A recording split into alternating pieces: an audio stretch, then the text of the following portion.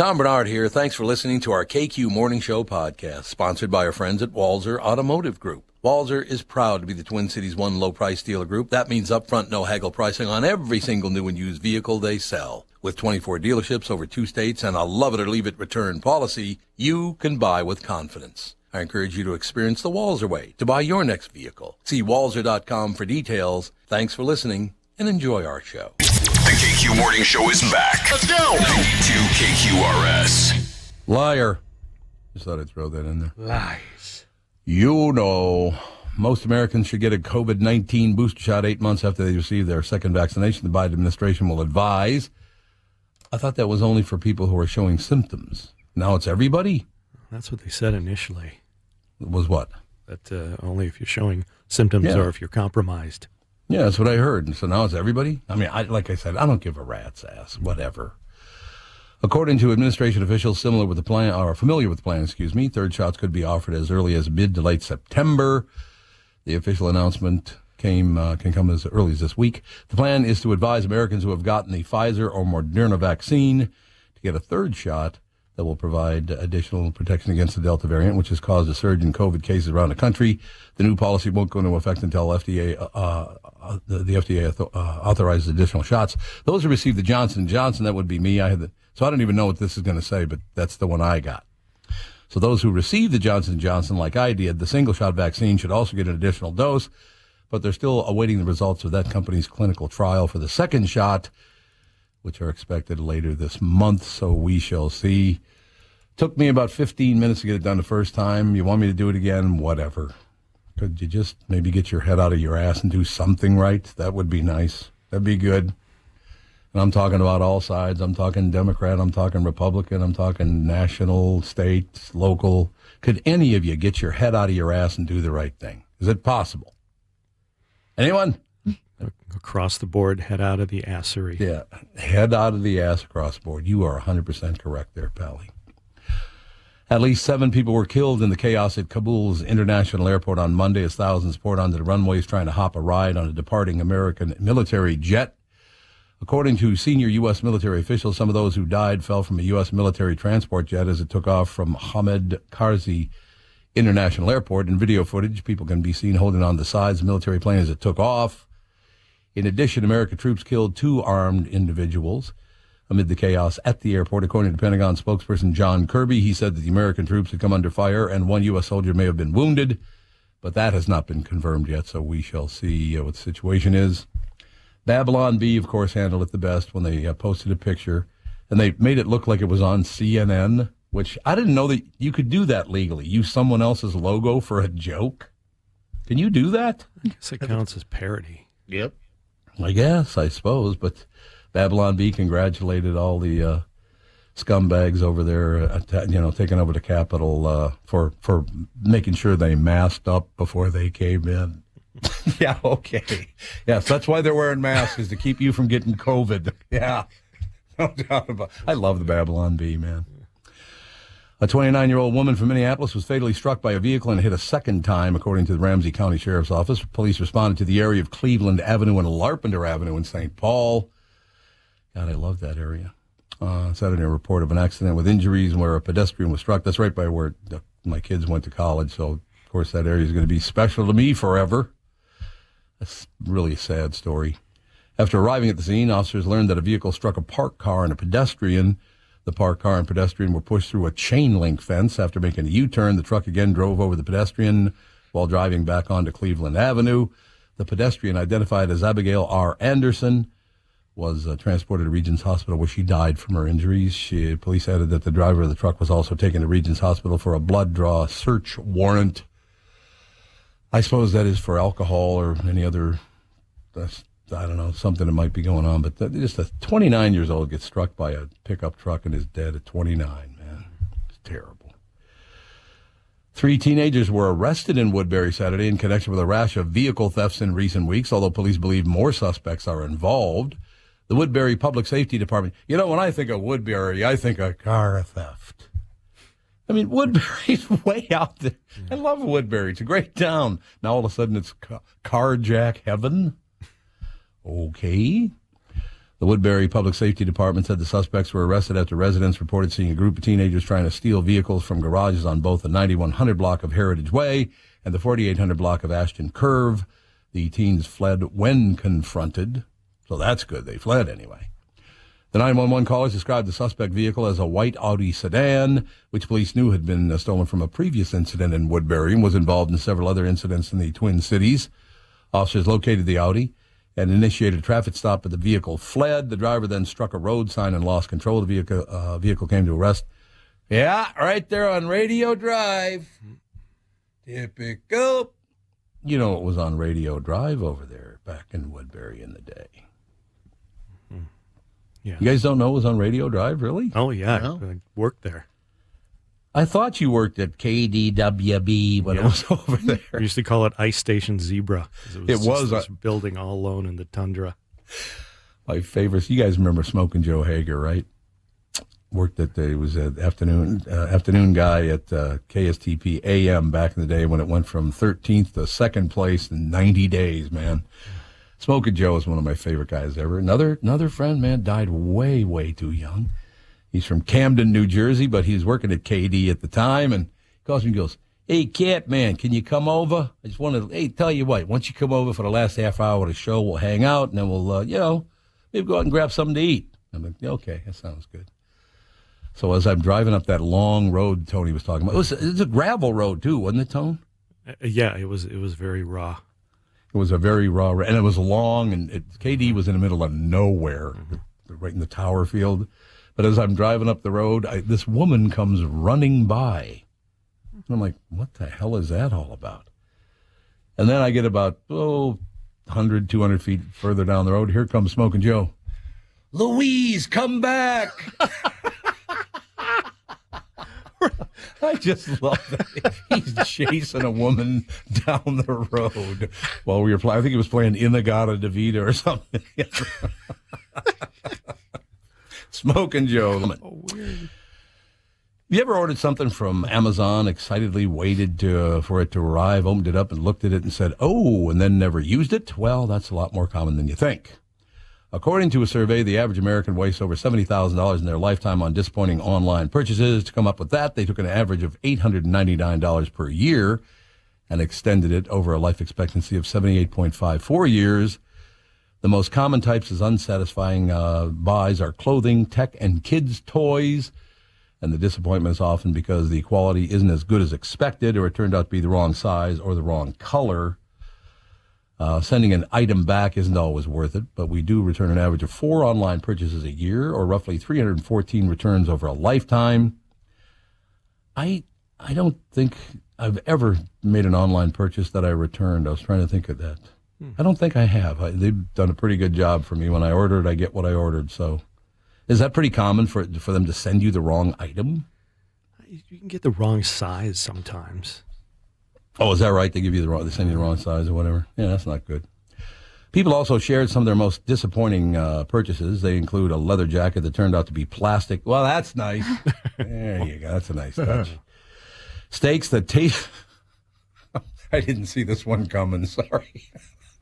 See, I would send this back. Most definitely I would send back steaks that taste like shoes. Okay. So my dad likes them. Oh, he likes them just cooked to death?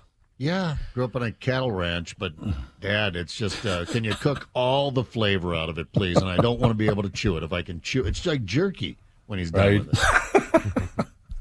My mother was the same way. I remember Catherine, you know what a Delmonico roast is? Yeah. It's called a Delmonico roast. And I don't know how it is, a few pounds or whatever the hell it was. And Catherine goes, "I'm bringing this to your mother because I know she just overcooks the meat all the time. So she and I will go in the kitchen and I'll make sure that it's good."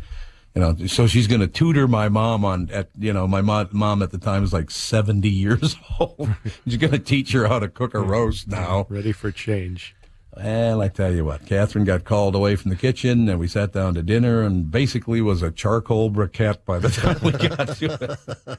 Hey, Jesus, Mom. Honestly, it went from the size of like a football to the size of a baseball because she cooked all the fat out of it. Man, like you said, it was beef jerky. That's all it was, really. Yeah. It was even hard beef jerky, not the soft, good stuff. Without the fun spices on it, too. Right. Oh, that's the other thing. You didn't get any jerky spice on there. Son of a bitch. It's always, we get robbed constantly. In any case, so here you go. So sending things back, sending an item back isn't always worth it, but we do return an average of 4 online purchases a year, or roughly 314 returns over a lifetime. People also shared some of their most disappointing purchases. They include that leather jacket, the steaks that I'm sorry, but I got to laugh. Steaks that taste like shoes, an alarm clock where you couldn't lower the brightness. Oh, that's not going to work. That's not going to work. If there is any, the readout in the green letters, which they're green so they don't reflect a lot of light. That's why that's the only lights in my bedroom would be the face of the clock that shows me what time it is, and that's not bright at all. If there's any light, I cannot sleep. You guys like that? If there's any light at all, can you sleep? Yeah, it doesn't bother me so much. I think Really? Like falling asleep with the TV on for so long. Sure, I'm yeah, used to it. That's true. Yeah, I can't do it, man. I just like last night. I went to bed last night very early, and it was still light out, and I didn't fall asleep till it got dark. It was a complete waste of time. Just laid there and look at the window. Come on, sunset. Let's go. You get one of those handsome masks to wear. Oh, that'd be a good look. I think I'm going to get an ascot too, and a silk robe. I'll get that bad boy cooking too, baby. Yeah. So here's the deal. This is kind of stupid. A fan that didn't blow air. You bought a fan, but it didn't blow air. Okay. A very uncomfortable recliner and a box of. Oh, speaking of that, was it one of you guys or was it somebody else? I can't remember. Damn it, who was it? They ordered a recliner, those big, comfy recliners, the real nice, that we get the fluffy arms and all that. Yeah, I sat down, pulled the old lever to pull it up, and the right side of the chair came off. Jesus. The whole thing just collapsed. So I think it wasn't made properly. Now here, this is something I would love to see. Let me see. I paid you $75, and then your box arrived from your company, and it was empty. People get empty boxes? Nothing. Nothing. Someone notice when they picked it up to move it onto the truck to leave, or do you just return an empty box? I don't think I would. I got to be honest with you. Yeah, how would you not notice that the box weighs nothing? I guess it's not the driver's business, I suppose. Sometimes the boxes weigh almost nothing. I mean, like Rachel gets tons of stuff online and delivered, and sometimes it'll be this big box and inside is just mascara. So it weighs nothing. She just texted and said, hey, that's our personal business here, Buster. Now, I suppose the box would weigh nothing then. Yeah, if it's just like eyeliner or whatever, the mascara or whatever, it's not going to weigh anything. You're right. This, I don't know what to say or do about this because this is one of my all-time heroes. I love this guy. I can't take it. I did not read the story. I've just read the headline. Bob Dylan has been sued for allegedly sexually abusing a 12-year-old girl in 1965 in his apartment in New York's Chelsea Hotel. This is hard to read.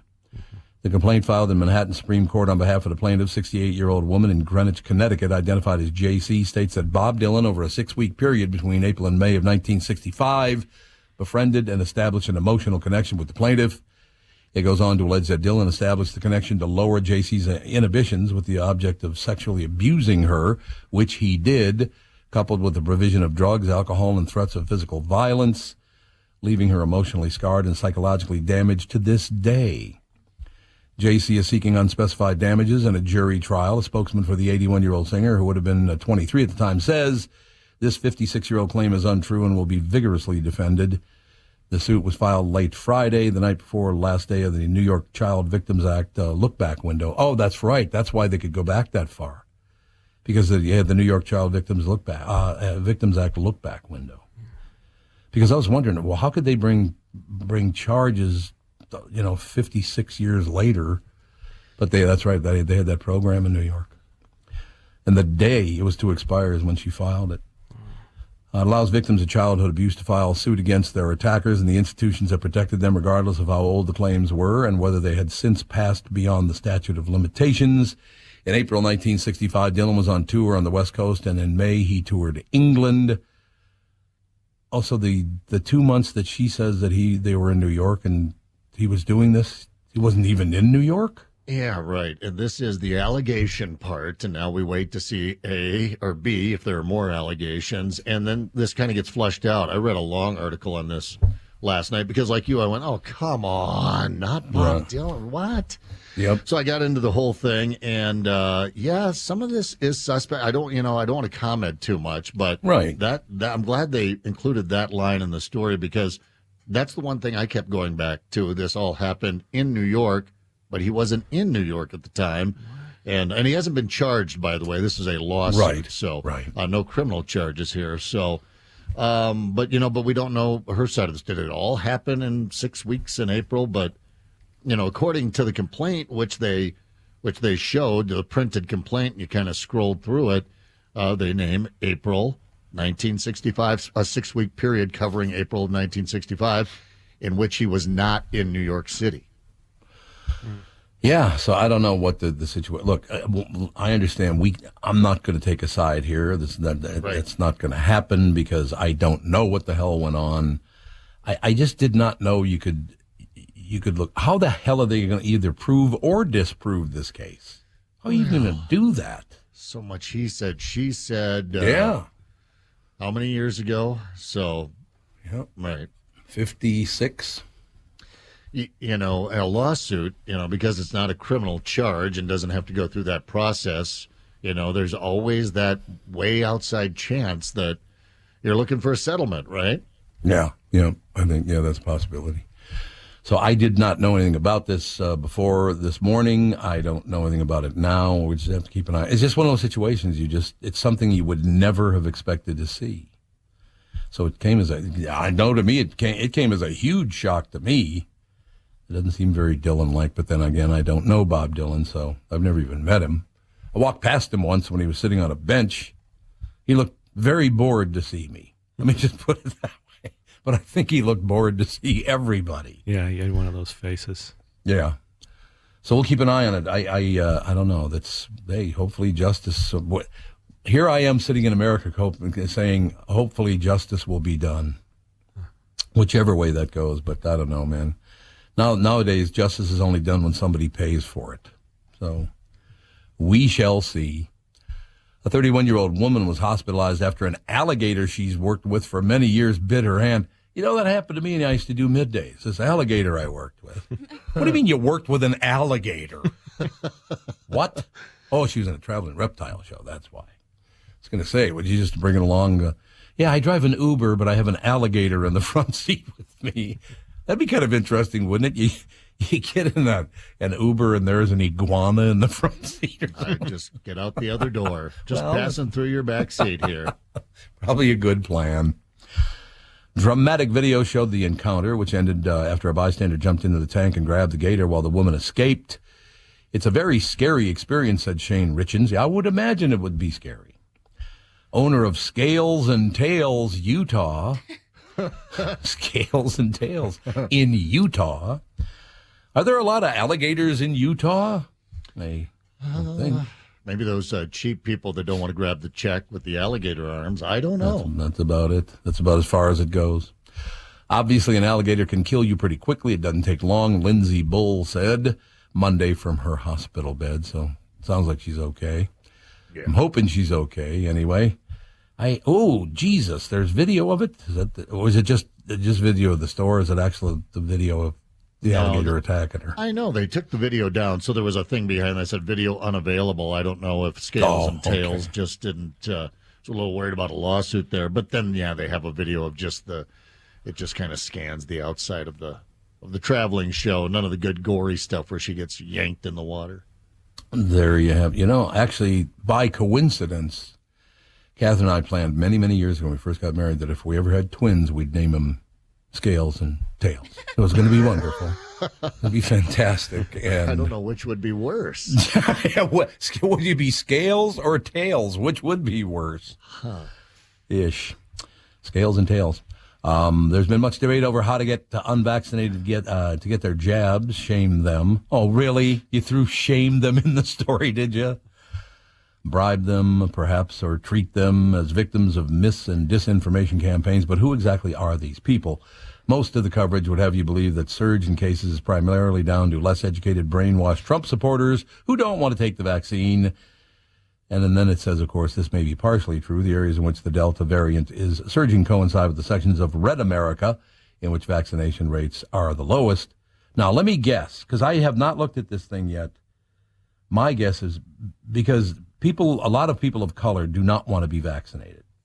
And I'm talking about the people that I know. So that's not a representation of people of color everywhere, but they just don't trust the system. And then I would also guess people who have a lot of money who go, I'm not doing anything you tell me to do. Yeah. Is that semi-close? Because I'm still not looking up at the deal. Semi-close. I mean, this one, I've heard about these, but I hadn't really seen the numbers. And so anyone with a high school diploma or less, ranks high. And then doctors. Yeah, not a shock. Is the PhD. Largest group. If you have a PhD... You're 23, almost 24% likely not to get a vaccine. That worries me because I'm like, you have a freaking PhD. Why aren't you getting the vaccine, brainiac? You're right. So here's the deal. Most of the coverage would have you believe that the surge in cases is primarily in those red states. But according to a new paper by researchers from the Carnegie Mellon University and the University of Pittsburgh, this does not paint the full picture. The researchers analyzed more than 5 million survey responses by a range of different demographic details and classed those people who would probably or definitely not choose to get vaccinated as vaccine hesitant. And there it is, 20.8% high school or less. Tommy. And 23.9% of PhDs have not been vaccinated. That's amazing to me. I mean, look at that. Mm-hmm. The most vaccinated are master's degree holders. Only 8.3%. Now, are these people who have not? So this is the hesitancy. Yeah. So in other words, 76% of PhDs have been vaccinated. Yes, right. As has been almost 80% of those with high school or less. So it's kind of spread out there, Master dips down, and then when you get into your I don't know, what's professional EGJD? What's that mean? Lawyers. Oh, yeah. Okay, those people. Those people. That ilk. People like, you know who we're talking about. Interesting. Yeah, they said that basically, that from what I understand, that the people particularly black people, do not. A lot do, but a lot of them don't wish to take part in this because they just don't trust the system. And I don't know if I would either if I were black. I have no idea. And then the other ones were people that think they just have too much money for it to matter, so they won't get vaccinated either. I'd almost guarantee you that's true. It just you do what you do. That's all I know. I still like that old. Except for if I say this again, I'll get blasted with emails. But I still want to know why when you fart it gets through your underwear and your pants. I should not be able to smell if it has to go through all that cloth. You know what I mean? Right? To your nose. Yeah, well, maybe. Yes, it kind of does. A new study on birth control has basically reiterated what we all knew. Something implanted by a doctor works great. Stuff that requires you to have discipline works slightly less great. And just kind of letting it fly doesn't work at all. Researchers at Duke University found the two most effective forms of birth control are IDUs and implants under the skin. In less than 1% of women with those, one of those get pregnant every year. Both of those are implanted by a doctor. The next tier of birth control includes the pill and the patch. Those take a little discipline because if you forget them, you become fertile right away. They fall between 2% and 9% of the time. Condoms and diaphragms are the next in the next tier. Those fail up to 15 to 24% of the time, mostly because people don't always put them on or put them in the right way. What do you mean they don't put them in the right way? Jesus. How the hell do you not put a condom on the right way? Would you put it on sideways? What do you think the open end is for? What's that? Well, who was the comedian that said I'm such a selfish lover, I turn the rib condoms inside out for my own pleasure. See? Well, that's thinking ahead is what that is. Catherine and I use birth control. You know what it's called? Vasectomy. That's what it's called. So there you go. I had a couple of kids, but that's it. The only part of that I didn't care for was smelling my own skin on fire. I didn't care for that. Every guy says that. I haven't had the snip yet, and I have no good excuse other than, well, I'm just an acute procrastinator. However, but every guy says that. They're like, there's like a whiff of smoke. There's a little wisp.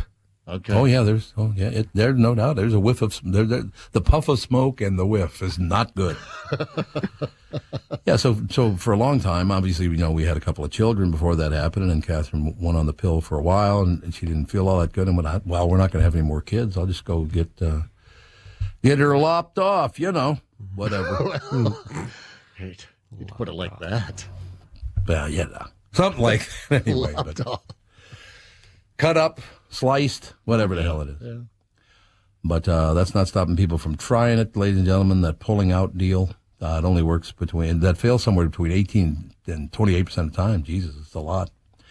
But that's not stopping people from trying the pull-out method. In the study, 31% of women had tried using pulling out as birth control method over the past 2 years, and 1 out of 5 of them accidentally got pregnant. Well, before you ejaculate, there's always little, droplets, so why would you not notice that before? Well, heat of the moment. Passion, man. I don't know. Drunk, probably. I have never had so much passion as to go, what if a kid happens? Sorry. Nope. That kills the mood.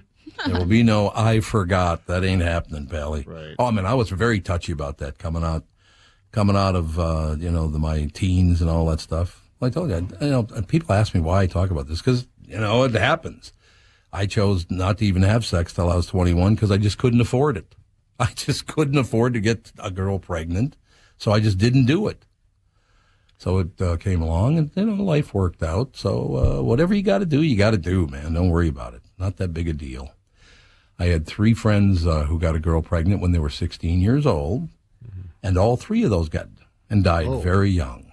Wow. It's decisions, man. It was a bad decision to do it in the first place, and you keep making bad decisions. What the hell are you doing, right? Right. You almost need that bad example, I think, because that was what I was trying to impress upon the girls was, just let's not get knocked up here because your mom and I are not raising the kid. That means you're not going to spring break with your friends and having a lot of fun, and you're going to be in the basement and working 60 hours a week, yada, yada. But it wasn't until one of Taylor's friends at school got pregnant at 16, she said that really had oh, my God. And she saw her life basically come to a stop, her friend's life. And I said, well, I've been preaching that for a couple of years now. She said, yeah, I know. You're always preaching, though. So hopefully your friend or your daughter or son has one bad seed friend or just someone that's unlucky. I don't think she was a bad person, certainly, but, just unlucky. No, it's not. You told me you thought she was a horrible person. No. Yeah, I just, you got to plan your life, man. You can't just throw it up there and just see what happens. It's not a good idea. Most people tip delivery drivers, but what if you order food and you go pick it up? Should you still leave a tip, or are you just giving your money away for no good reason? Someone polled over 8,000 people, and most of us do leave a tip, at least sometimes. 67% said yes, they do. The other 33% either said they never leave a tip or they don't even order takeout. So how much should you tip for pickup? The most popular answer is 10 to 15%, but around 1 in 3 people tip more than that. I almost got through a story. Yeah. Can I go on vacation now instead of in 2 weeks? Yeah, I don't. Candace, you work in the industry. What's the rule here? I do tip when I go pick food up. That gets spread around, though, right? Because they're behind the counter, and that's for the people working back in the kitchen. I know some places when you tip when you're being served at your table, some of that sometimes gets spread around. So I always think about that. Or sushi places, take care of those sushi chefs. Yeah. Send a shot of sake back there. They always surprise me with something nice. Not always, but you throw around the shots back there for your sushi chefs, and you'll end up with a little secret something off the menu sometimes. See, that's how it should be. Everybody be happy. Well, and again, I had a different life. My mother worked at Kokomo's little diner there, and I spent a lot of time, 16 years old, going chasing guys down the street going, "You didn't leave my mother a tip."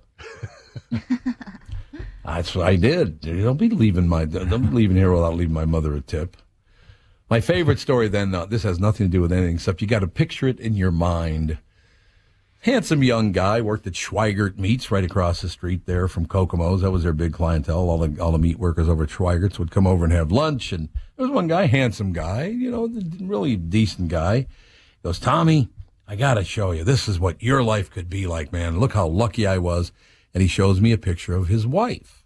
And she's sitting in a chair. And she's very pretty, except she weighs about 700 pounds or something.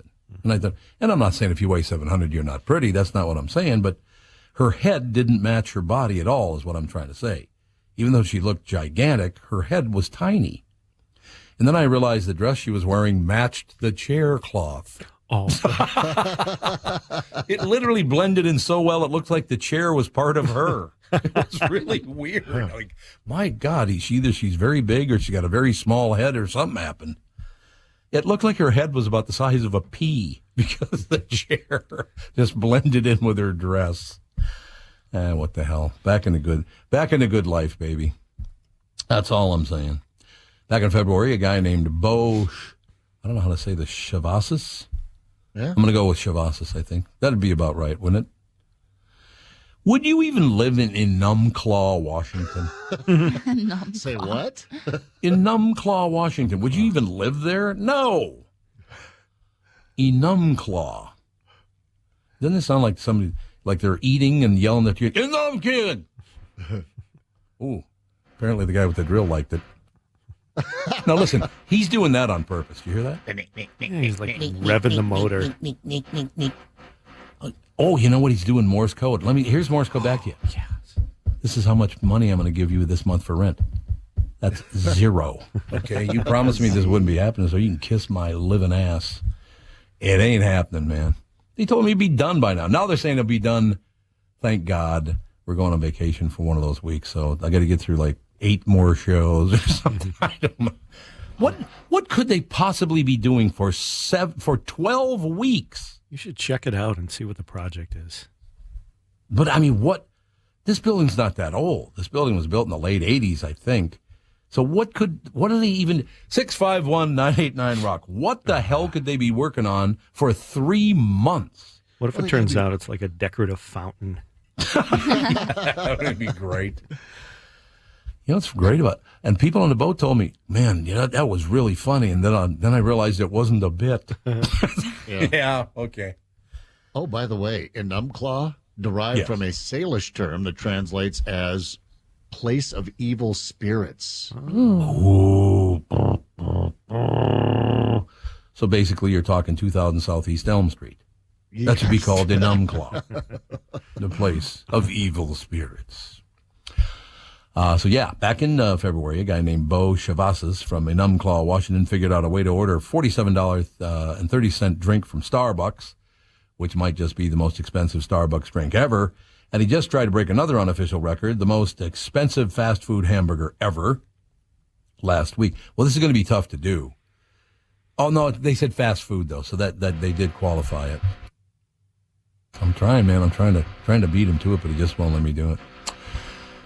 Do you think I should just ignore that from now on? Yeah. It's going to happen, so just go ahead and ignore it and pretend it's the alarm clock or something. But I still would like someone in the business to tell me, what the hell are they even doing? I don't get it. I mean, why would you need to drill in the wall for like 3 months? I've had a couple of carpenter buddies that said, "I don't even think that's a drill," and they weren't sure what he was doing. But if it's drilling, it's gets to that point where it's all the way in, and then you get that as it kind of locks up. Right. And they said no wonder it's taken him 6 months. He works like about 1 minute an hour, no one can seem to figure it out. When you get into the carpentry stuff, it goes balls to the wall until the job's done. Not this little pissing around. That's what I thought. Yeah, I don't know what the hell. So does he think it's a chisel or something? I don't know. Instead of a Somebody drill? said something about a router, but he said that's going on too long. You wouldn't use it that long, and probably. Yeah, I have no idea what the hell's going on up there.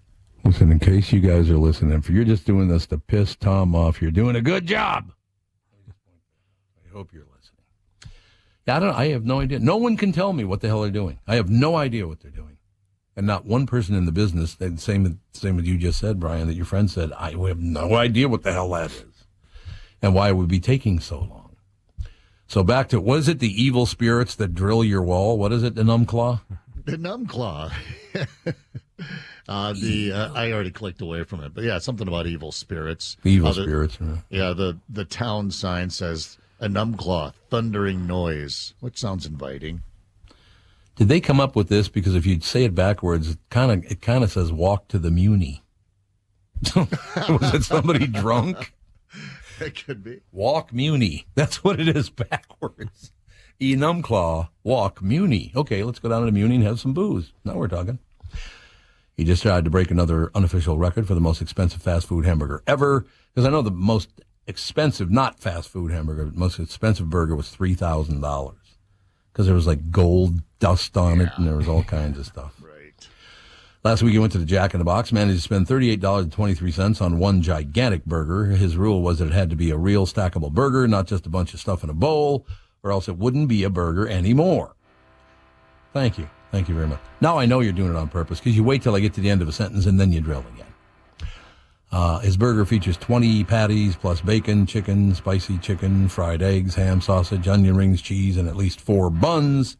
He estimates it's around 9,000 calories for one hamburger. Oh, wow. And he did not eat it in one sitting. Holy Christ. Ooh, I'll take one. They do. That does look good. What's that? Is that a clown on the top? Is that Jack in the Box clown or what is Yeah. Yeah. You got the clown head on the top of the whole. What kind of buns are those? Those look like good buns. Yeah, that might be a sourdough. It would be my guess. Yep, but I've never eaten at a Jack in the Box. We don't have them around, do we? No. Not in Minnesota. We don't. No. I got to agree with Brian. It does look delicious. You'd probably vomit for about a month if you ate it, but it looks really good, man. It looks really tasty. Mr. Mike Evans, good morning, sir. Good morning. Good morning. I don't know, Tommy, I don't get it. What do you think about this 65-year-old woman suing Bob Dylan because she says Dylan sexually abused her 53 years ago? Yeah, I don't know how you would prove it or disprove it. That's I don't know. I don't know. And why wait 53 years? Come on, man. Yesterday, Disney officially quietly decided they are going to go with another sequel of Free Guy. It'll be called Free Guy 2. The movie did so well this last weekend in the box office. I'm not surprised at all. TV news, the pay-per-view celebrity fight between Lenny Dykstra and Aaron Carter has been canceled. The 33-year-old Carter, I guess, decided he didn't want any part of Lenny the Nails Dykstra. As we said would say in Hawaii, he would have tuned him up and given him dirty, rotten lickings. That's what they would have said in Hawaii. I can't wait for the Prefontaine Track and Field Classic this weekend on NBC. Check it out, Tommy. It'll match up Shea Carey Richardson. You remember her, the fastest runner we had, but was disqualified from the Olympics because she failed that marijuana test. Remember her? Yes, sir. Well, now she's going to race the 100 meters against the 3 women who won the gold, the silver, and the bronze at the Olympics on Saturday. I think this could be very interesting. I just love this story. Every year I always plug the Little League World Series. I think it's so much fun to watch the kids play. And once again, the team from Hawaii are headed to Williamsport, Pennsylvania. But here's a great sidebar story. 12-year-old Tyler Shindo is a remarkable pitcher for Hawaii, but he also is a kid with a lot of honor. He's a great left-handed pitcher, has thrown a no-hitter left-handed. He's a great right-handed pitcher, has thrown a no-hitter right-handed, completely ambidextrous. So as his team heads to Williamsport this week for the biggest sporting event for kids ever, Tyler will instead be going to North Carolina and playing for the USA, a USA youth team. And the reason, he promised this team 5 months ago, long before he knew his Little League team was going to the World Series, that he would pitch for them. And he said that he told them he would pitch for them, so he will go to them and forego going to the Little League World Series. Oh, man. Is that cool or what? It certainly is. I mean, you don't hear about that kind of honor anymore, especially from a kid. Quick reminder, if you have not seen McCartney 321 on Hulu, I've been talking about it for months. I watched it again last night. It is really, really good. And, Tommy, you know I love creative newspaper headlines, even from overseas. Stay with me. Keep in mind, in general, English people don't particularly like French people, and vice versa. And with that in mind, the London Mirror had a front-page story of 400,000 people this weekend in Paris marching and protesting against mandatory masks. The London Mirror headline screamed, "France is revolting." You got to love that. I mean, France is revolting. Okay. What's going on, Minneapolis, St. Paul? Oh, things are pretty good. You know, the weather's going to be 91 and sunny today, 89 sunny tomorrow. It's still summer for a couple more weeks. I can't believe that you've lost that much weight. 101 pounds, man. I might be able to outdrive you now. Well, I remember you lost 50 pounds. You took your wallet out of your pocket. Okay. Have a great day. Bye, Kevin. See ya. God, you big baby. Ladies and gentlemen, just yesterday marked the anniversary of the death of the king, Elvis Presley. By request, oh yeah, many, many requests. By request, the Elvis tapes on KQ. You've bought his records, you've seen his films, you've even purchased the Dayglow Elvis memorial paintings at the gas station. As a true Elvis fan, you think you've heard it all, but wait, there's more. Now you can buy secret recordings of Elvis's last telephone conversations. Yes, it's the Elvis tapes. Hello, baby. This is Elvis. I want you to come over right now and make me a big peanut butter and dinner sandwich. A peanut butter and a dinner sandwich will get me through the day. You'll hear Elvis in his most intimate moments. Hello, piece of man, piece of... Yeah, this is the Elvis. Won't throw me over a couple large pies. I'll make it 3. I'll make it 6, double cheese. Yeah, I'm home. I'm alone. And I'm hungry. And you'll hear Elvis reveal how he really feels about the one true love of his life. I want you back. I'm alive, baby. And on the way back, would you pick up some donuts, please? Big jelly, cream donuts, crushed cheese, Danish too. I love my big honey glazed donuts. Without them, I can't do. The Elvis tapes. Oh, give me more donuts. Available now in bookstores everywhere. I love to eat them Monday too. I get a big pot of spaghetti. Give me the big pot of spaghetti. That's all I know, ladies and gentlemen. Isn't that amazing? He's been dead for 44 years. Jesus, is that... Yeah, it is, isn't it? I mean, 1977 we talked about yesterday. So that's, you got your 23 years there plus 21. Yeah, 44 years. Jesus, that's not, he'd only be 86 years old if he died all those years ago. And now he'd still only be 86. Love the king, though. I got to be honest with you. I'd never met him, never talked to him, none of that stuff. I know that they flew taking care of business, the TCB private plane of Elvis's, up to Hazelden because they wanted him to go through drug treatment at Hazelden. He landed, walked out to the top of the stairway to walk down out of the airplane, said, "It's too cold here, man," and went back home. No. They say that's a true story. Now, obviously can't prove it, but they say that actually did happen. Jesus. Well, it was a bad choice. Let me just say that, Buster. Let me just tell you that action. Good God, it's 6:41 already.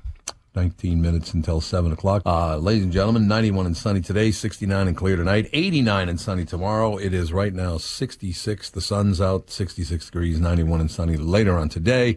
At 9:30, we'll speak with former federal agent and UFO investigator Ben Hansen. At 8:30, ESPN commentator Kirk Herbstreit talks about his memoir, Out of the Pocket, Football, Fatherhood, and College Game Day Saturdays. At 8 o'clock, Rod Roddenberry, son of the late Star Trek creator Gene Roddenberry, We'll talk about a special event on what would have been his father's 100th birthday. Great guest coming up this morning.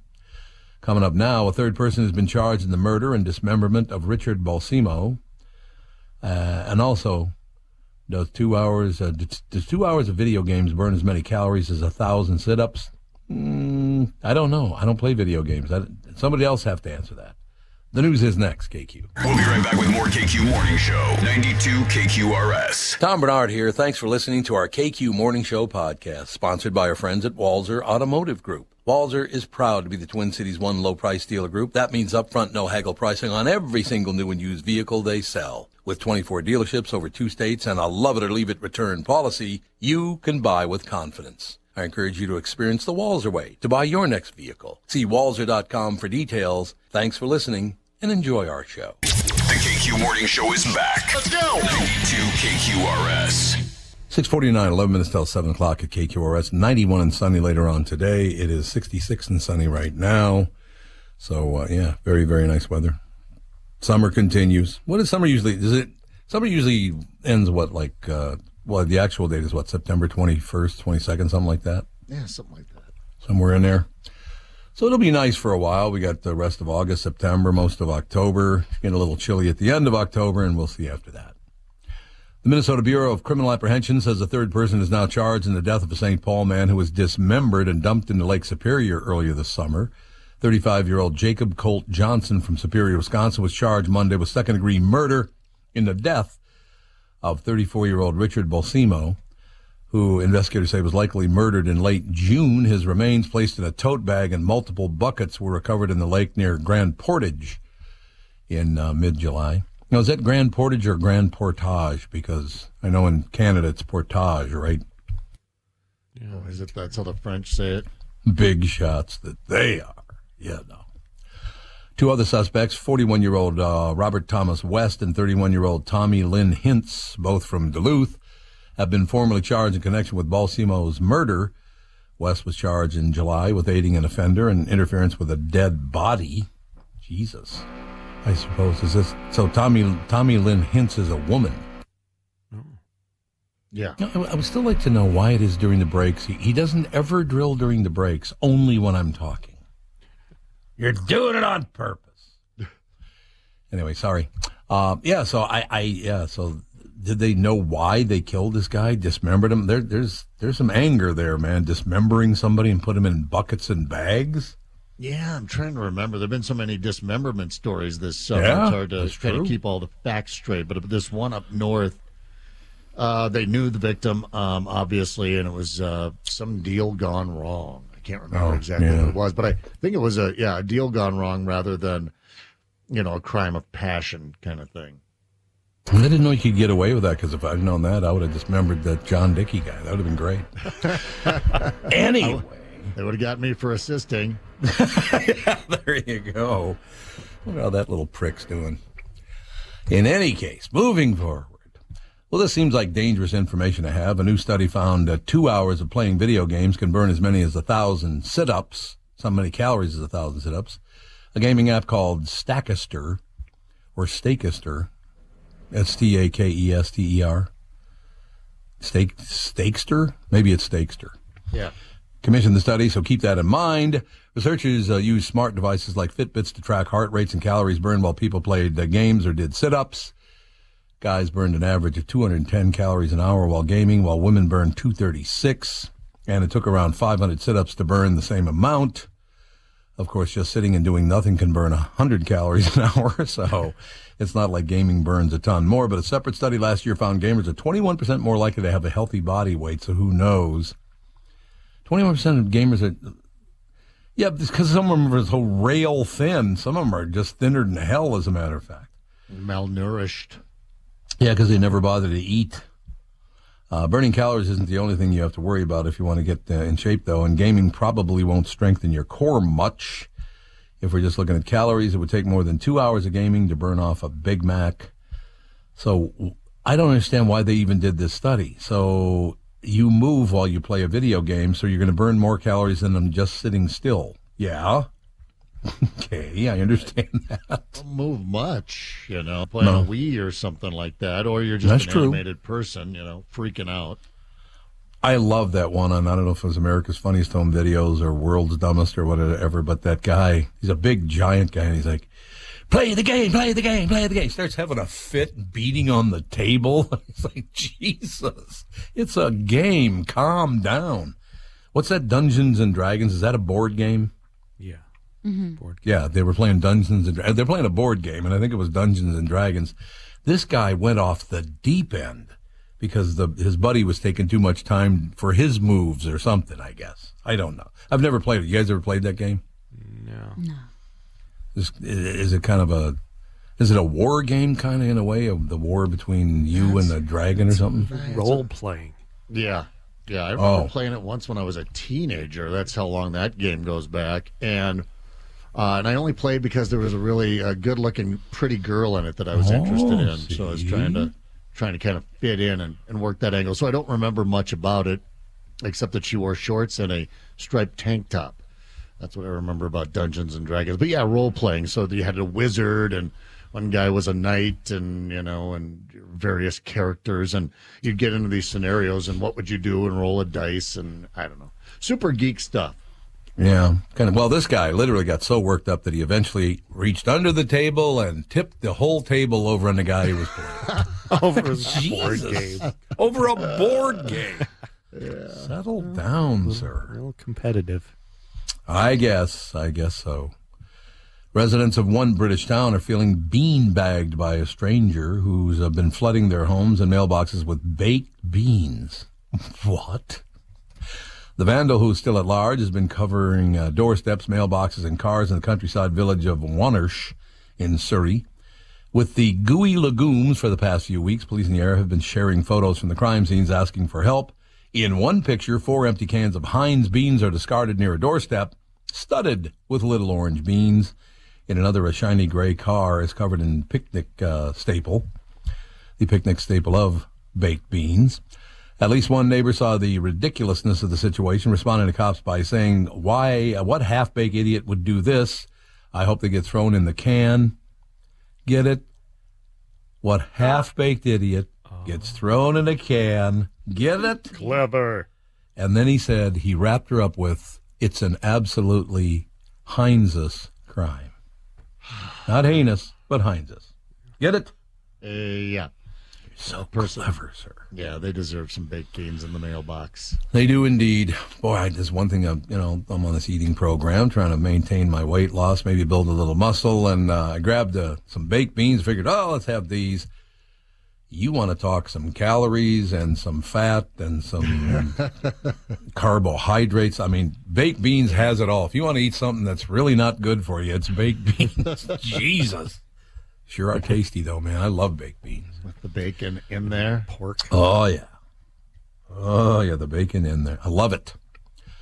Following today's address by President Joe Biden, the Pentagon announced its intention to settle 22,000 Afghani asylum seekers who served the United States during its 20-year war in the Middle Eastern nation. Director for Defense Intelligence Gary Reed stated the individuals are pre-screened to enter the country prior to settlement and are allowed to enter under the condition of full immigration processing upon arrival. Reed added that settlement would begin in Fort Bliss, Texas, and Camp McCoy, Wisconsin. Newsweek previously reported that Afghani citizens who supported U.S. military efforts could face violence and death if left in the country upon the Taliban's takeover. 22,000 people are coming to America now, and our border's still open. 212,000 was the last number I saw that were crossing the border, whatever that time period was. Yeah. Well, I don't know what the hell how are we going to support all these people, man? We already got, I didn't look long and hard at the stock market this morning, but it didn't look too damn good when I got up, I'll tell you that. What are we going to do, man? Everything right now, it just seems, and maybe it's been my whole life, maybe it's not right now, but it just seems nothing ever goes the way it's supposed to go. Why is that? Well, I mean, hubris, we're just cocky, We think we can steer the climate. We think we can, steer other countries. We think, it's, we're we're a cocky country. We've done well for ourselves, and try and spread that around the world. I think it's idealistically, I think the ideas are in the right place, but it's just a shame because part of me thinks, why the hell are we over there policing half the world? And then 9/11 happens and you go, oh, okay, right. So we can take care of it now with a bunch of little military operations, or we can take care of it later with a big near world war, which is almost what that turned into. But the real tragedy here is for 20 years, we forced some sort of open society and freedom in Afghanistan, and now a lot of people are going to pay a miserable price for getting an education. Women were hiding their diplomas, hiding their registration papers. Yep. What's going to happen to those women that have been experiencing freedom, for the last 20 years? It's unless the Taliban is being sincere, and we can probably guess that they're not. I've heard it too. I got to be honest with you, if the whole thing settles in, because you talk about horrible traffic reports when Candace is wearing a face mask. You know what I mean? Yeah, it's pretty She's bad. got her hood on, or they're not a hood. What are they? What are they called? What the hell are those things? Burkas. Hijab. There you go. Right. Hijab. That's the head piece, right? I think. Probably. I don't know either, but Candace, cover your face, all right? This is what's coming your way, so you may as well get used to it now. So Candace, what do you think about this? Because the women are going to suffer the most. Oh, it's horrifying. It is, isn't it? I would not care to be involved. I will tell you that. Sometimes I just get weird and I think about, why am I so lucky to have been born here? And that there's so much horrible things that are going on in the world. How come some people get that, and some people don't? It's true. It's so sad. Because they put up with it. That's the whole argument. And we're starting to put up with it here. Good things are not coming our way because we're sitting here complacently letting people do whatever they want to do. And I don't care if you're talking Republican or Democrat. It doesn't matter to me. People got to get a lot more involved and not do things like storm the Capitol. That's not what I'm saying. What you need to do is get your head out of your ass and get to work. Let's go. Here we go. 10 million jobs are open. Let's fill those jobs and keep moving forward. What do you say? Yeah, I don't know. It's very, very sad because women are going to suffer the most now in Afghanistan because they did things they weren't supposed to do when the last regime left. They weren't supposed to start doing these Western-y things. So I don't know. We'll see what happens, but it's a very, very sad situation. Almost 3 million people have signed a petition calling for Congress to issue $2,000 monthly stimulus checks. Who gives a rat's ass about your petition? 3 million people have signed a petition. Well, wouldn't you sign a petition if you got $2,000 a month for signing it? I'm in. Where do you sign? Exactly. The petition has been gaining traction since its creator, Stephanie Bonin, posted it to change.org last year. Isn't change.org that Hungarian son of a bitch? What's his name? What's that prick's name? Oh, God, he's got his nose in everybody's business, already ruined like 3 countries. Oh, Christ. I can't think of his name. He's that Hungarian guy. He's really old, and his son is even more psychotic than he is, and he's going to take over. Ah, God, I wish I could remember his name. I'll think of his name. Gallo's got to stick his nose in our politics, and more than sticking his nose in, he contributes millions of dollars to causes he thinks going to drive his extreme positions. You're not talking about Soros, are you? Soros. That's George Soros. Is that his name? Yeah, he is Hungarian, isn't he? Hungarian prick. You heard me, George. And your name's not George anyway. You got some Hungarian outfit going on. Jethro or something like that, isn't it? Jethro's a traditional Hungarian name. Traditional Hungarian Jethros. Beverly Hillbillies were all Hungarian. Yes, they were. I don't know if you knew that or not. But no, I really wish we had the strength in this country. Again, Republicans and Democrats allow this. He has no business doing to us what he's already done to 2 or 3 other countries, destroying their economy. He's already done this, and now he's trying to do it to us. And our politicians just sit there and kiss his ass because he gives them money. Isn't that disgusting? Wise guy, huh? Wise guy, huh? Change.org. That's George Soros' deal, isn't it? I thought, isn't he tied to that site somehow? It may be. Yeah, those guys all have their fingers in a little bit of everything. Yeah, that's true. I'm calling on Congress to support families with a $2,000 payment for adults and a $1,000 payment for kids immediately and continuing regular checks for the duration of the crisis, Bonin, a Colorado restaurant owner, wrote on the page for the petition. Again, I would have to agree with you. If those 10 million jobs that are open right now fill up and you can't get a job, then maybe you should get a check. But there are 10 million jobs open. Why don't you take one of those? I work 3 jobs. You guys work at least a couple of jobs apiece. I mean, why? If you need the money, then go get 2-3 jobs. We did, right? Yeah, I mean, it seems pretty simple. Jobs are available. There's your financial aid right there. Work for it. Yeah, I don't understand. So you're asking people to stay on basically welfare and rather than contribute to society by working. I don't understand that argument at all. If the jobs were not open, I would say, hey, man, if you can't make a living, that's a different story. That's totally different. The young families, young men or young women with children. Maybe your husband or your wife is gone and never coming back. And look, I understand you need some help with all that. But this just to sign a deal that I should get 2 G's a month for nothing? Why? No, you have to remember that 90% of the taxes are paid by, what is it again, about 6% of the people? The last time I looked at this data, it was about 6%. I think they pay almost all the taxes. And it ain't those rich bastards that are paying them, I'll tell you that. Which I'll also never understand, how they ever let people become multi-billionaires and not pay any taxes. This is because this whole idea of, he offers job opportunities. Well, apparently you don't want job opportunities right now. As we said, there are indeed 10 million jobs open in America, and nobody wants them. You think I want to get up at 2:30 in the morning? No, I'd rather not. But it just turns out that, like the 7 to midnight doesn't do that well anymore. Right? Yeah, damn it. I mean, when you look at it, I'm very grateful to have this job, and I have a ball doing all the rest of it, but I don't like getting up at 2:30, 3 o'clock every morning. It sucks, but it's part of the job, so I do it, right? Yeah. That's fair, isn't it? Yeah, and this petition's a year old. It's been circulating for a year, so right. A year ago, there were furloughs, layoffs. Right. People were losing their jobs. Yep. So, a year later, I think a lot of that has been rectified. I mean, people are back to work and indeed need to go back to work. Yeah, get off your ass. How about that? I never heard a politician say, you know what, why don't you get off your ass and get a job? How about that? Never heard one say that. Do you think people might not vote for you if you say that? Is that a possibility? No, a lot wouldn't. A lot would, though. Yeah, a lot would. I know a lot of people, man, that have 2-3 jobs. I do. I mean, I'm sure you guys do as well.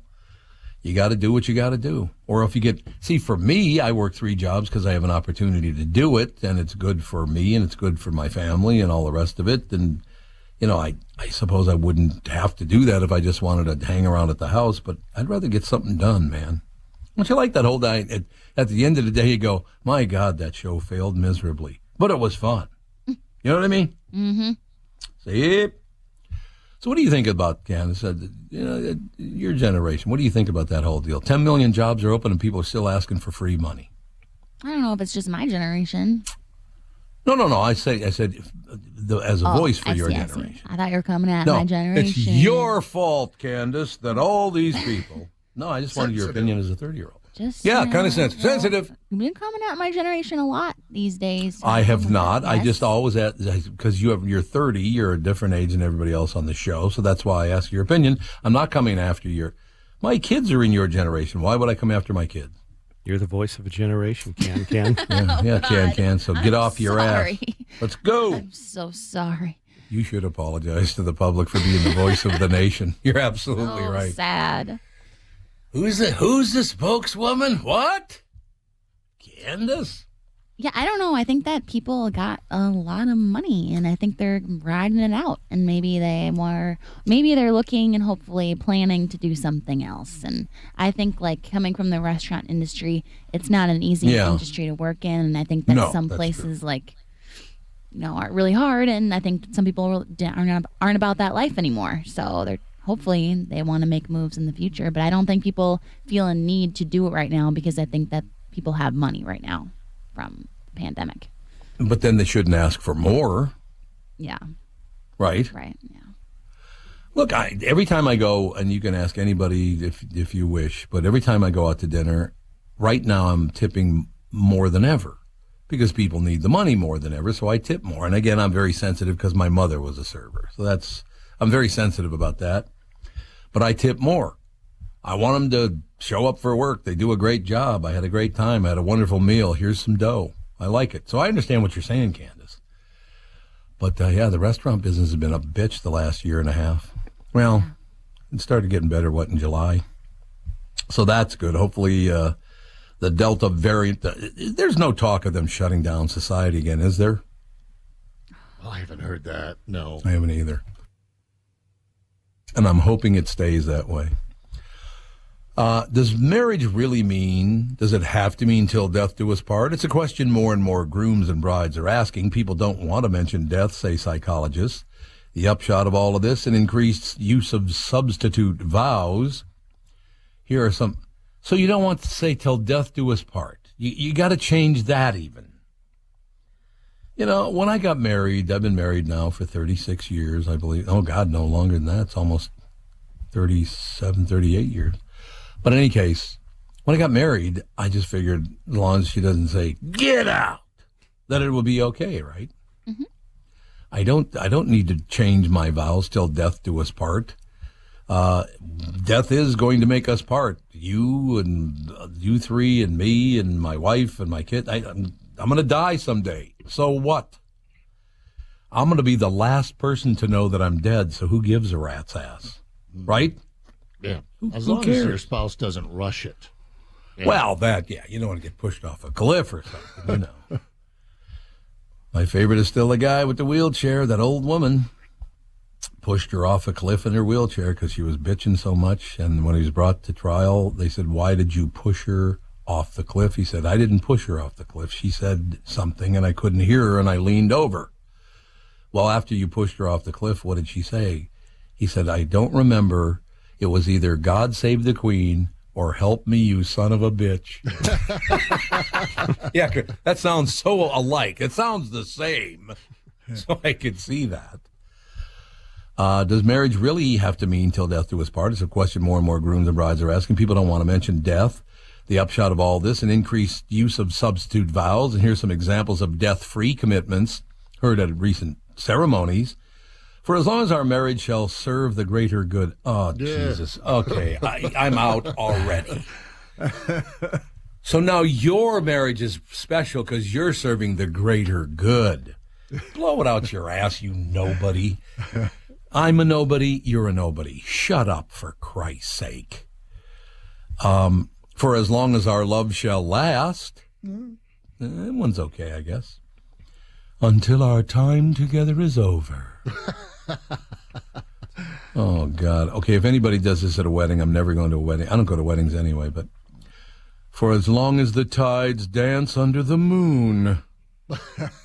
That's not going to happen. Your marriage is not going to last that long. Nope, not going to happen. And finally, for as long as you're willing to put up with me. Now, I like that one. That's honest. That's the good one right there. That works. Catherine and I had vows, I think, but I don't remember them. I think it was like yada, yada, yada, yeah, whatever. I think those were our vows right there. Yeah, whatever. You got it.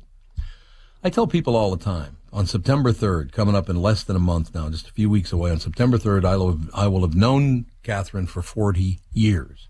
40 years. I love her more now than I ever have. So is that good enough for you till death do us part or not? And it's not something I planned. It just happened. Tony, you're married. You must feel the same way. I know she doesn't. She told me I'm sick to death of Tony, but on your end of it. Yeah, it lasted like a day for her. It was one day. And honest to God, I don't get it. I hope all of you are contributing to the greater good. We're contributing to the greater good. I want you to know that. If I ever said, Catherine, do you know they were contributing to the greater good, she'd go, get out. Again. That's not her deal at all. I love her because she's a very tough woman. She's got a great personality. She cares about people. Why wouldn't I love the woman, right? Mm-hmm. I don't have to make any vows or have to say things like, oh, as long as we serve the greater good. Shut up. T-Mobile apparently got hacked recently, and it could get ugly. Did you hear about this? Yeah. How in the hell did this happen? Hackers say they've gotten a hold of information about 100 million people, including your address, your social security number, your IMEI numbers for their phones. Experts say that the last one is especially worrying because bad actors could execute a SIM swap and take control of your phone. Specifically, they'd be looking to tap into multi-factor authorization codes you receive via text message. If you use T-Mobile, you should definitely change your password and PIN code with the carrier. You should also consider switching from text to a third-party app to receive MFA codes. How on earth did you not protect your customers better than this? Or could they not protect them in any way, shape, or form? I don't know enough about the technology. What do you think? Yeah, I don't know. I just did my cybersecurity training for Cumulus, and I don't know how eventually they're going to get you one way or the other. Yeah, I don't know how you stop it because how many T-Mobile employees are there? I guess thousands, tens of thousands of T-Mobile employees. Only one of them has to F up. There only has to be one F up. That's why they're going through this cybersecurity training, and I'm thinking to myself, well, I'm just not going to open up any damn email because if you're counting on me not to allow the company to get hacked, good luck to the company. God, one of these days I've been working too hard to get all these messages now that there are millions of dollars in a bank somewhere for me, but I haven't had the time to click on the message yet. Get on it. I'll have to get to it. There's more and more of that every day. I get messages on my phone. It's like, what are you talking about? I get like 3 or 4 a day. Yeah, I do as well, about 3 or 4 a day. And all they're doing is trying to tee up your bank and steal your dough, if you got any. Yeah, I've been getting weird ones too, and there's they're group texts though, or it's like.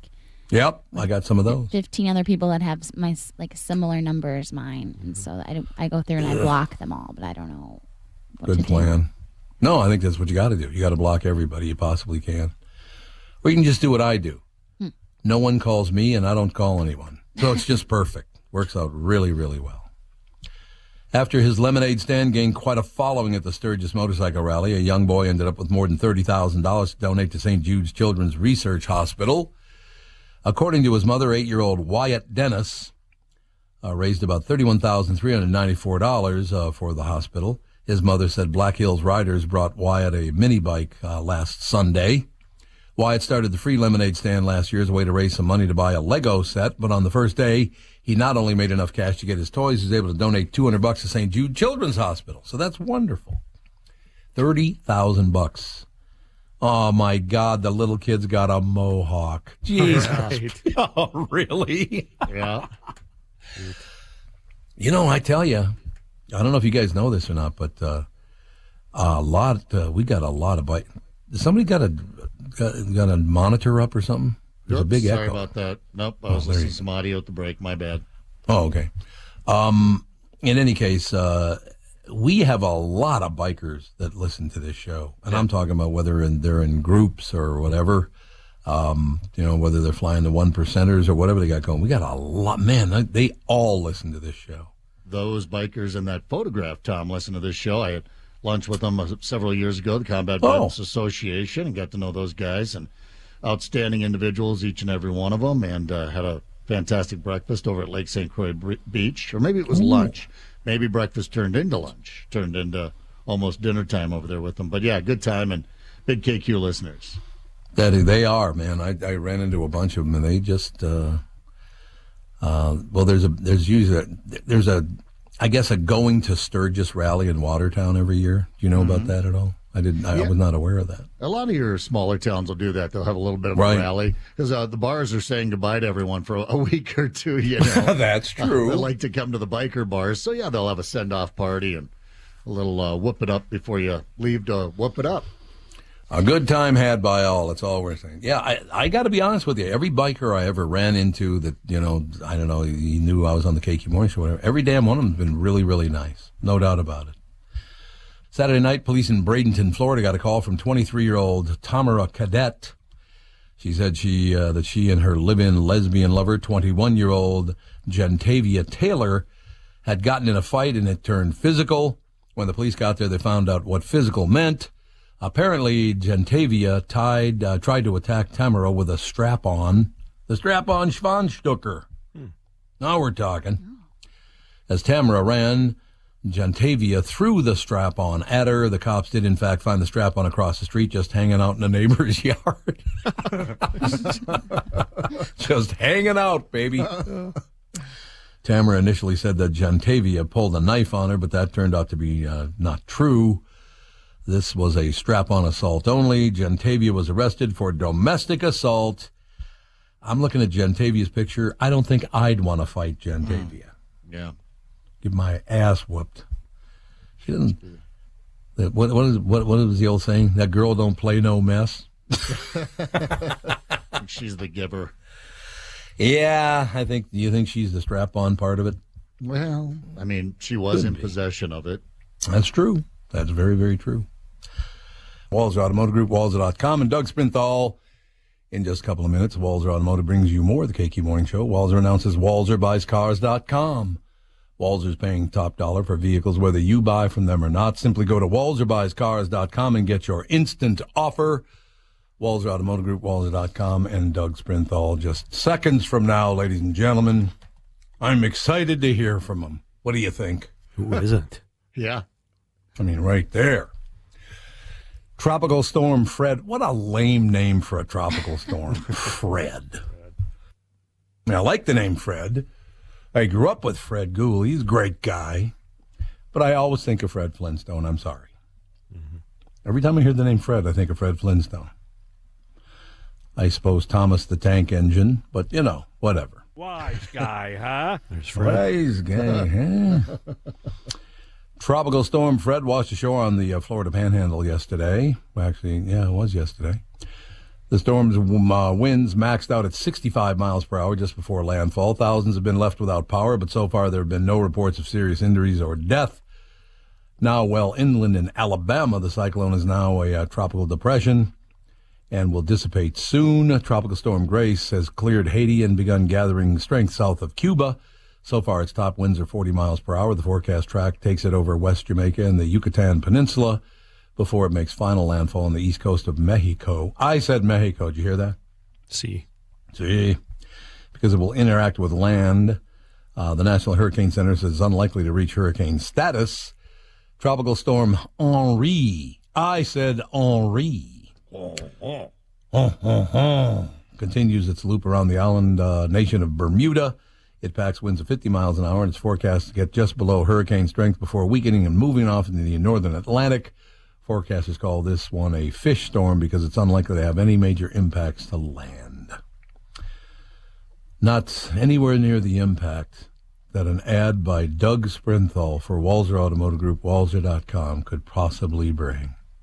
Run what do you think? Your life. Here comes Fred. Here comes. Well, see, that's exactly what I'm saying. Oh no, it's Fred. Fred. It just sounds like it's a really slow-moving storm, right? Here comes Fred. Wouldn't you go with Frederick? Yeah, something terrifying. Yeah, Frederick sounds like somebody Fernando, Lord. I don't know. Who knows?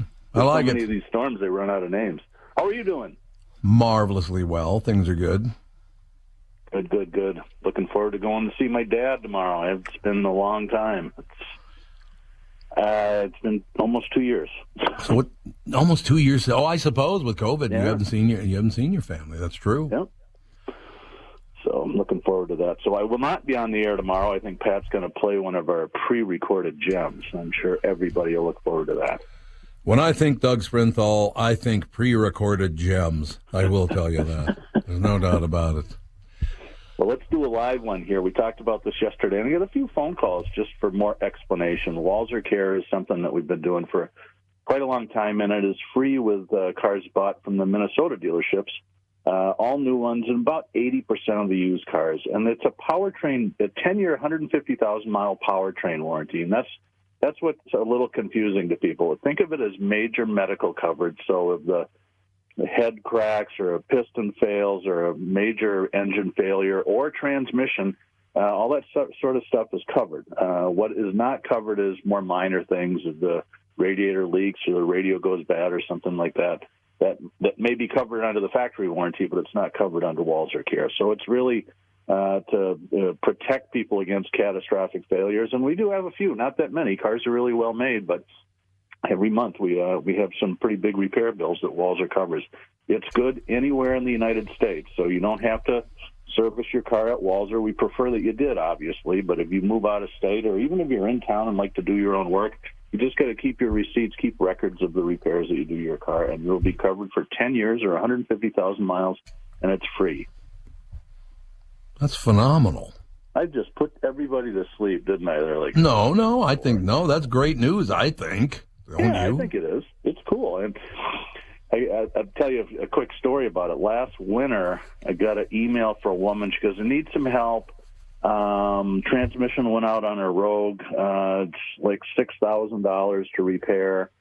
Should we fix it or should we just trade it as is? And I said, well, when did you buy the car? And she told me. I said, well, give me a minute, and got a hold of the Nissan team, and yeah, they had Walzer Care. I called her back and said, as long as you've been changing your oil, and I think there's one transmission service every 100,000 miles, it's free. And I thought she was going to kiss me, actually, through the phone. Oh, through the phone. Okay, well, never mind. Yeah, it wasn't face-to-face. That would have been inappropriate. I understand completely. There's no question about it. No doubt. So now you're not going to be on tomorrow, Thursday, or Friday. No. They have phone service in North Carolina. I'll be flying tomorrow morning, but I'll be on the. I see. Okay. Doing spots on Thursday and Friday. It's just tomorrow's travel day. Stand completely. Well, we'll look forward to talking to you on Thursday. You will not be on the podcast on Thursday, though. No, 2 weeks of no car selling secrets. Wow.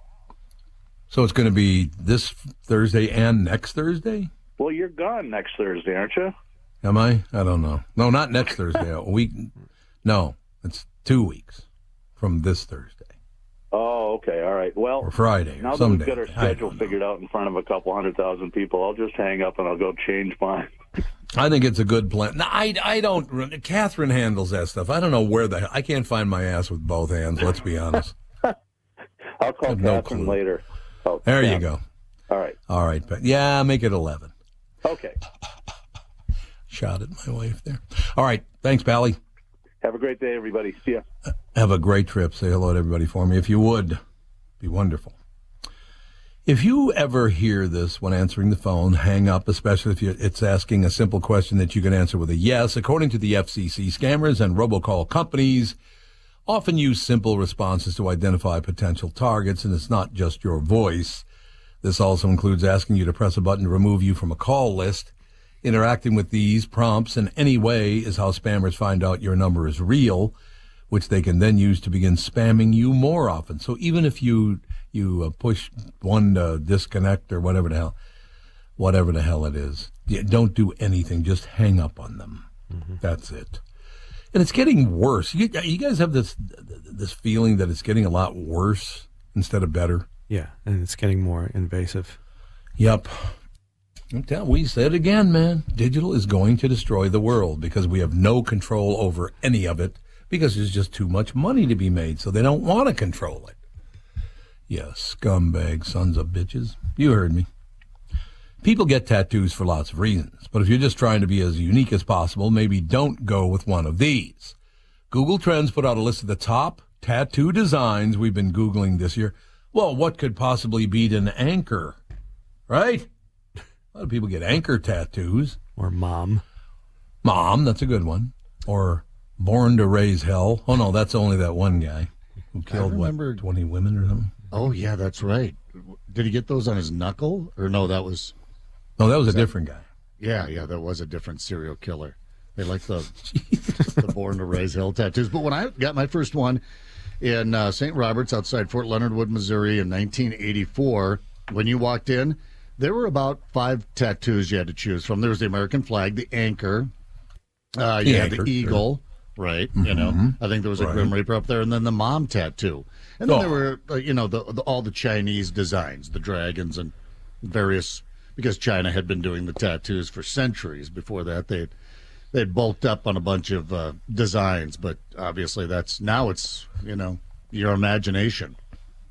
Are those stories true? Like you go in and I want to get a Chinese tattoo, but I want it to say "Born to Raise Hell." So they go, "Oh, okay," and they put the Chinese figures up there, and it actually says "Beef with Pea Pods." Is that true? Yeah, it is true, and I hate to say this because she listens and she gets pissed off every time I bring it up. So I won't use her name, which was the tattoo. She has this very cool name, very common word, but a cool word, and she wanted it in tattoo or Chinese lettering. That was all the rage back then. This was 10, 15 years ago, and she went down, and the guy gives her the tattoo, and she comes back.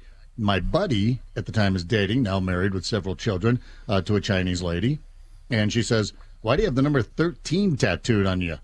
She said, "What? No, that's my name." And then my friend ended up getting so upset that the Chinese gal ended up lying to her and saying, actually in Mandarin, you might be right. I think now that I different dialect, we talked her off the ledge. But there was a guy on one of these tattoo shows that said, Americans don't know how to speak Chinese. Neither do I. They want a word. I just pick a couple of Chinese symbols and on they go. They don't even know what they mean. Right. I love it.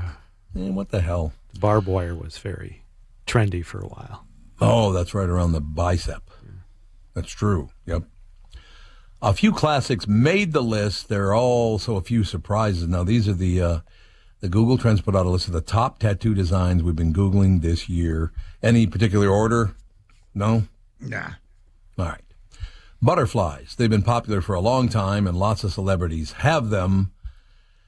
You did this just to torture me, I know. I can just tell. A couple of years ago, I'm at a restaurant. This lovely young server waiting on our table had the butterfly tattooed on her hand, right? I said, I can't even remember what the hell I said. It's some wise-ass comment about her tattoo, just kind of joking around with her. She goes, "Oh, no, that's not why I got it. My mother just died, and it reminds me of her." I'm like, son of a bitch. Why? Had the lip Why? What'd you say, Tony? Had the lip off. Yeah, I had to open lip your off. yap. No, you're right. Oh, all I said was, "Hey, I'm sorry about a butterfly just landed on your hand." Oh. It wasn't even clever, for Christ's sake. Well, but it wasn't, degrading. Or, it wasn't, what's the word I'm looking for? Insulting. No, not at all. No, it's not at all. But you could tell she was kind of like, "It's my mom." I'm like, oh, God. I don't understand this. A semicolon is a suicide awareness thing? How is a semicolon a suicide awareness thing? Did you guys know that? I didn't know that. I did not. Sunflowers. Vanessa Hudgens got one last year. Now, if I only knew who Vanessa Hudgens was, I'd be good to go. Who the hell is Vanessa Hudgens? Disney star. Oh, no wonder. I'm not real fond of Disney right now. I used to love Disney, and we go to Disney World every damn year. I love going to Disney World, and no doubt about that, but they're getting way too political now. What the hell is that? Walt would have never put up with this. No way. Walt was not a political guy. Although, remember, they tried to accuse him of being an anti-Semite one time, and it turned out to be total BS. Was it total BS? I guess so. That's what they claimed, that it was total BS. Roses, so flowers in general, are still very popular. That'd be fine. Ooh, skeleton hands. What do you think of that action? And when you get the skeleton hands tattoos, make sure you only wear hooded robes from then on. Koi fish tattoos. Now, why koi fish? Because a koi is just basically a large goldfish, isn't it? Yeah. Kinda.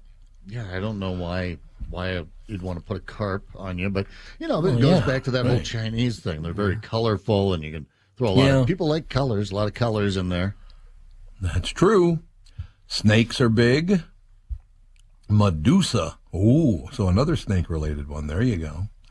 Lotus flowers. That's a peace flower, isn't it? The lotus is a peace flower, isn't it? I think.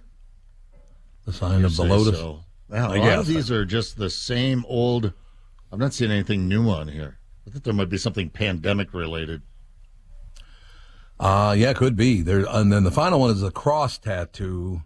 Yeah. Are they talking about the Jesus cross or just a regular cross or an iron cross? What cross are they talking? Or does it matter? Probably just, the Christian cross would be my guess. But, this is boring. These are you could have ripped this list from 10 years ago, 20 years ago, 30 years ago. Remember when I was very, very young, my grandma Minnie was over at the house, 1200 Spruce Place, and my brother Terry thought he'd be a smart ass. He does the sign of the cross, says, in the name of the Father, the Son, and the Holy Ghost, who's ever the fastest gets the most. Got smacked right in the back of the head by my grandmother. Whacked him. Worth it. Sure. Oh, yeah, I think it was worth it, absolutely. She couldn't hit hard anyway, so what the hell's the difference? But I'll never forget that. UFC fighter Jordan Williams was not having it when a man tried to steal his car when he went inside a Denver gas station. The thief shouldn't judge someone for wearing a fanny pack. He quickly learned a life lesson. Here's Jordan on his instant justice, the audio at KQ. So I run up, and the guy, he's backing away. He's looking at me like, this is happening. Got your car. Like no remorse at all. But the only reason he wasn't able to go is because he didn't know how to work the parking brake. So I was literally like seconds away from losing my car. I punched the guy a couple of times. At that point, he was saying he's sorry. I wish I was able to apprehend him and, not to do more damage, but, just to control the scene and make sure that he's not out there doing the same thing. Is that guy drunk? I was punched him in the back of the head, and then... Yeah, I watched the video. I just think he has a speech thing going on there. Or he kind of does it on purpose. I think it looks like he may have, had some corrective surgery. Had taken too many to the noggin? Yeah, maybe. Yeah, his face was a little messed up. Ew, that's not good. Google Street View has pretty much mapped every major city at this point, but apparently driving around more remote areas in one of those weird cars can get a little dicey. A Google Street View car was recently traveling through a small village in Thailand when around 20 residents stood in the road blocking it from leaving, then held the driver hostage. Jesus. It turns out there's been an ongoing dispute over a proposed dam in the area, and when the locals saw the huge camera on the car's roof, they thought it was someone surveying the town for the company that wants to build the dam. So, after they stopped the car and saw a bunch of strange equipment inside, they took the driver to an office building and interrogated him. Then they brought him to a nearby temple, made him swear on a statue of Buddha that he really was working for Google. Warned him that if he lied, his next week would be filled with extremely bad luck. Wonder what they meant by that. Yeah. You're going to have some extremely bad luck. Ew.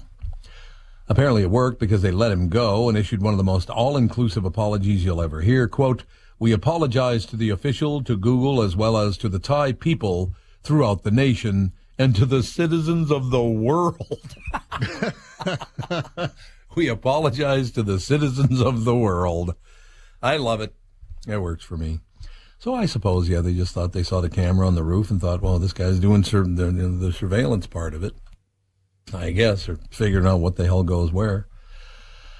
So is this one of those deals where they dam up the river and the river then floods the entire town, so you got to move whether you want to or not? Is that the problem here, you think? Yeah, I don't know what they have going on in Thailand. Generally, when they dam it up, it's to create a reservoir for, to hold the water or whatever, to kind of control the water. And so anyone below the dam then is at the mercy of whoever's controlling the dam, as far as your fields being irrigated and that sort of thing. So they can be very controversial. I could see it. It's true. Ladies and gentlemen, caller number 9 wins a pair of fourth-row tickets to the Doobie Brothers at the Minnesota State Fair. It's on Tuesday, August 31st.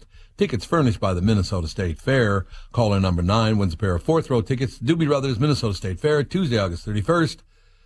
651-989-ROCK, 651-989-ROLL. Give us a buzz. Win the tickets. Yeah, baby. That's all I have to say. Authorities in Florida reported on Monday that a bundle of cocaine had been retrieved after washing ashore on a beach in the Florida Keys. Gee, that's never happened before. They even call it, do you remember what they call it, Candace? What? When a bundle of cocaine washes up on the shore in the Florida Keys, what do they call it? Oh, I did know this at one time. You know this. Yep. A square grouper. Oh, yeah. I call it a square grouper. I love that. I wonder how many don't get reported, because not everyone that finds a big bale of drugs on the beach is going to necessarily turn that in. What? I didn't see anything. What are you talking about? The bundle, which weighed approximately 65 pounds, would have been worth up to $1.3 million if sold. A photo of the bundle posted to social media by U.S. Border Patrol Chief Patrol Agent Thomas Martin appears to show 25 individually wrapped packages of cocaine. They appear to have been bundled together in a black package. I wonder, so basically they're all kilos. They were 2.2 times 25 would basically be pretty close to 65 pounds. So they were all kilos? Is that what they're saying here? I guess. You're the number guy, I believe. I guess. They appear to have been bundled together in a black package. Police would not confirm where precisely in the Keys the bundle was found. They said that a Good Samaritan turned the package in after stumbling upon it over the weekend. Wonder if the Good Samaritan kept any of it. Yeah. Get a little taste. Finder's fee. I wonder when we're down in the Keys and I find one of these, what are they, square groupers? If you guys will help me mule back some of it. Mm-hmm. Yeah, I don't have any problem with that. No problem. How much coke, you talk about a markup on this stuff, how much money they make on this. They're just throwing it out there in the ocean and letting it wash up and grab as many bales as you can. Knowing, several of these just don't make it to their destination.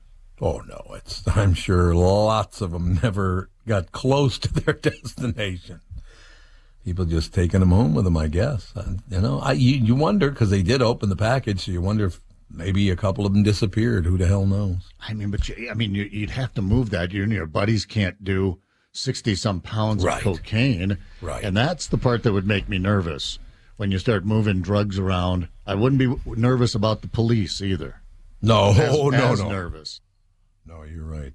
It's whoever's bundle that was that I wouldn't want to run into. Yeah. Hey, before we jump into the next story, I just want to let you know we have a winner on the line. Marvelous. Who's our winner, Candace? Teresa from North Branch. Teresa, I love North Branch. How come you get to live in North Branch? Because I like to live away. Because I don't want to be anywhere near you, Tom. That's why. No, it's nice up here. So it is. It's really nice. Big fan of the Doobie Brothers? I am, actually, yes. Yeah. Have you ever seen them before? I haven't. And, I was probably like maybe 13 years old when, I don't know if it was WDGY, I think it was, or something. The first thing I ever won on the radio was a Doobie Brothers album. Was that from the Catman on WDGY? It may have been. I'm not sure. So why don't you listen to me on the radio a little more? Come on, it's only like 55 years. What the hell? I know, it's just aging myself right there. I'm old. Well, have a great time. You're going to love it. The Minnesota State Fair, the Doobie Brothers, great tickets, as a matter of fact. Nice. Thank you so much for calling. Have a wonderful day. All right, thanks. You too. Bye. Bye. Just that right there, North Branch. Hey, very pleasant. How you doing? How's everything going? Got a good sense of humor. Love her, no doubt. Every now and then you hear about a criminal who seems like a character straight out of an action movie, like this guy who wouldn't stop committing crimes, even after being arrested. A man in Missouri was caught shoplifting from a Kohl's store on Saturday, so the police were called. When they showed up, the guy hopped in a stolen car and then rammed it into the patrol car and got away. He was later involved in a head-on collision, then fled on foot. He attempted to do another carjacking, was caught by police. They handcuffed him, shackled his ankles, and placed him in the back of a patrol car. The cops stepped away to investigate, and while they were gone, the guy got his cuffed hands in front of him, broke through the cage between the back seat and the front seat, and managed to steal the patrol car. Jesus. This guy was busy. He crashed that car and attempted to carjack another. That didn't work out, so he broke into a house in the neighborhood, stole a key for a personal watercraft, and was attempting to steal that when the police caught up with him again. So he jumped into the lake, still cuffed and shackled, and the cops jumped in after him, finally took him into custody. He is facing at least 11 charges. That guy was almost really good at getting away. Almost, man. Just didn't quite work out in the end. What are you going to do? Right? Yeah, he made an effort. Oh, my God, this is sad. This is the first line. When an 83-year-old woman fell down a ravine in Cornwall, England, it was her cat who helped her rescuers find her. The woman had been missing for over an hour. Concerned neighbors called emergency services. BBC News reports. Police went searching for her, but it was a member of the public who heard a meowing cat and located her. A passerby heard the cat, Piran, I guess, I don't know, meowing loudly, which alerted them to the woman. Rescuers then say they saw the woman had fallen 70 feet into a stream. She fell 7 stories into a stream, for Christ's sake. Man. Jesus. With incredibly difficult access and uneven terrain, according to BCC News. Oh, yeah, there's a picture of the workers up on top of the cliff. She's way down there, man. Yeah. Well, is that like a washed-out area? Is that what that is there? Or what is? It might be a drainage kind of area through there. It could be, yeah. Yeah, it just looks like a lot of water might run down that hill, is all I'm saying. Rescuers lifted the woman up the ravine on a stretcher, flew her to a hospital in an air ambulance. She is in stable condition. So that's good to know, ladies and gentlemen. They saved her ass. I'm happy to hear it.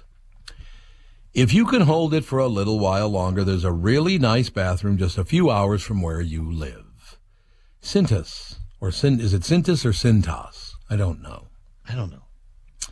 It's currently accepting votes for its America's Best Restroom Contest, an annual celebration of the cleanest, most captivating facilities in the country. This year, the top 10 finalists include everything from posh portable toilets to picturesque public restrooms, each exhibiting their own aesthetic, hygienic, and in one case, poetic appeal, according to Cintas. We've got a diverse list of facilities from across the country vying for the title of America's Best Restroom, said Cintas marketing manager Sean Mulcahy of the 10 finalists. First announced in July, the public is expecting a higher hygiene standard in public restrooms, and we're proud to spotlight these unique restrooms that are well-maintained without sacrificing aesthetic quality.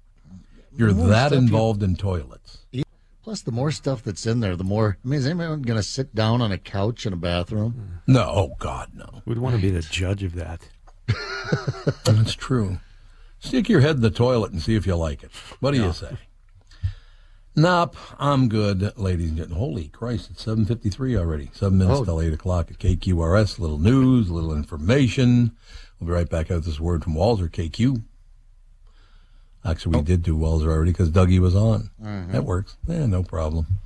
We do have Rod Roddenberry, son of the late Star Trek creator Gene Roddenberry. He will join us next on KQ. We'll be right back with more KQ Morning Show, 92 KQRS. Tom Bernard here. Thanks for listening to our KQ Morning Show podcast, sponsored by our friends at Walzer Automotive Group. Walzer is proud to be the Twin Cities' one low-price dealer group. That means upfront, no haggle pricing on every single new and used vehicle they sell. With 24 dealerships over 2 states and a love-it-or-leave-it return policy, you can buy with confidence. I encourage you to experience the Walzer way to buy your next vehicle. See Walzer.com for details. Thanks for listening and enjoy our show. The KQ Morning Show is back. Let's go! 92 KQRS. We are back 8:01 now, a minute after 8 o'clock at KQRS. News and information after last week's game between the Yankees and the White Sox in Iowa. Everybody's talking about Field of Dreams, so it makes sense that this news would drop now. A TV series based on the movie has been given the green light at NBC's Peacock streaming service.